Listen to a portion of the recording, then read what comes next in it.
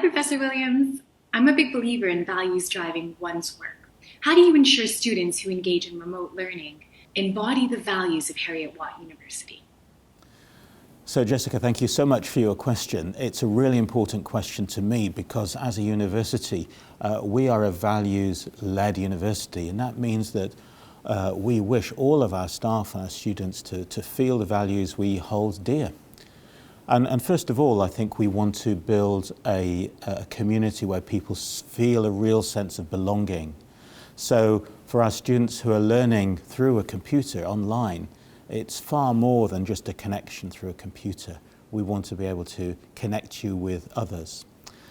So I find that our lecturers, in the way they teach, of course, are celebrating their own passion for their subject, and I really feel that our students get a sense of that celebration of the passion that our lecturers have. I also feel that people are wanting to bring to our students really inspiring examples of things that are taught in a truly authentic way, so that you would feel a connectivity into the subjects, deep into the subjects, but also, you know, a connectivity with other students, because the way in which we're teaching and connecting you is to be able to enable you to collaborate with other students who are also working from their different locations over the world. So these areas of inspiring, of collaborating, giving you a sense of belonging are really important to me, and I genuinely feel are transmitted through and become important to all of our Heriot-Watt community. Hi, Professor Williams. This is Hamza Ali and the greetings from Syria. I have a question for you, please. Even before COVID-19, there was already a high growth and adoption of education technology and online learning.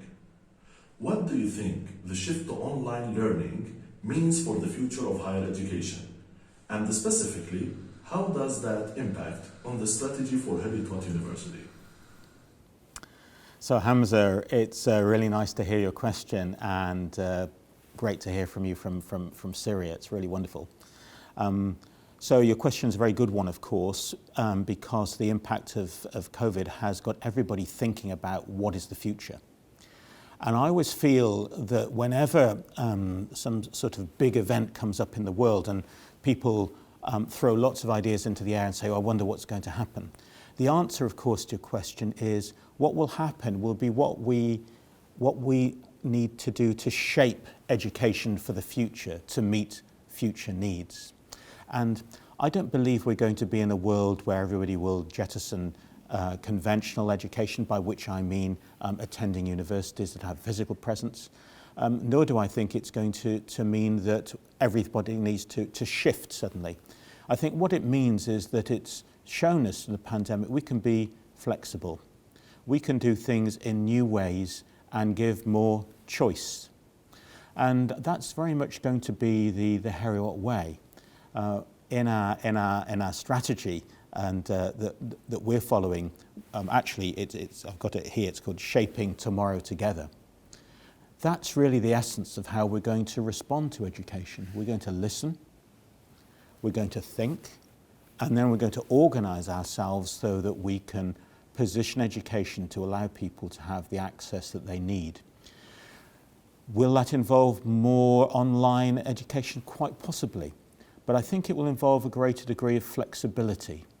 And that might mean, for example, that we might need to think about how we can deliver education in maybe smaller chunks, that perhaps people are more interested, particularly those people upskilling where they're studying whilst at work. They may be interested in doing a series of micro-credentials, for example, and actually join those micro-credentials together with things coming not only from Heriot-Watt but from other institutions.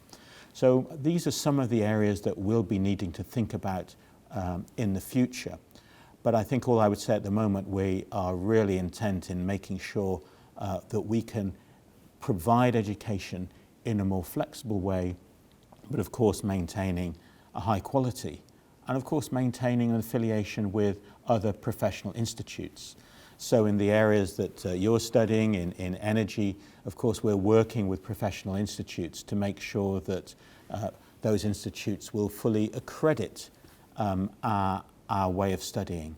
And I think it's a journey too for those professional institutes that they're going to need to learn how to be more flexible in their accreditation. So it's an exciting time, and a time that we aim to continue to be at the forefront of providing high quality and flexible education. Hello, Professor. Heriot-Watt has many students worldwide, including, like myself, students in countries where we do not have a Heriot-Watt campus. How does Heriot-Watt ensure that the global community is connected, and what can students expect upon completing their studies?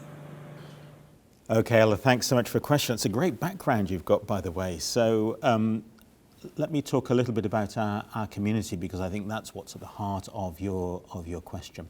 One of the amazing things about Heriot-Watt is that it's got something called a Watt Club.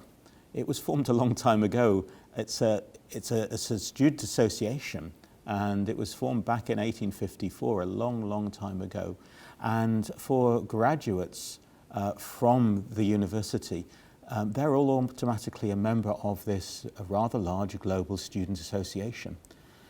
Now we have about 150,000 students who are living graduates who connect in to the Watt Club. And as you'd expect, it's done electronically through a website, Watt Club Connect. And I sometimes think about it as being, like the biggest careers club you could be a member of, because it's a place where people can connect with each other, not only connecting into their own class years, but also connecting into different sectors. So that's available online and digitally, and therefore highly accessible. And then locally, there are some regional and national Watt clubs that form sometimes for social purpose, and some of these form their own LinkedIn groups, and some of them have their own physical meetings in different cities and clubs. And one of the great pleasures of my role as I go around the world meeting our alumni is to go along to some of these meetings and have opportunity to meet graduates from the present and from the past.